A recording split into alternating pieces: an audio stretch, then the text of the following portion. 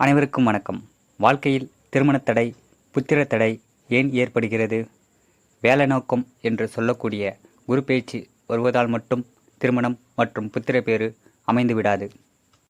இதற்கு அவர்களின் சுய ஜாதகத்தில் 2ஆம் பாவகம் என்று சொல்லக்கூடிய குடும்பஸ்தானம், 5ஆம் பாவகம் என்று சொல்லக்கூடிய புத்திரஸ்தானம், 7ஆம் பாவகம் என்று சொல்லக்கூடிய கலஸ்திரஸ்தானம், 12ஆம் பாவகம் என்று சொல்லக்கூடிய போகஸ்தானம் இவை பலவீனமடைந்து அதன் அதிபதியும் கெட்டுப்போய், மேலும் காரக கிரகங்களும் பலவீனமடைந்து நடக்கும் தசாபுக்திகளும் சாதகமில்லாத நிலையில் திருமணத் தடை, புத்திர தடை ஏற்படுகிறது.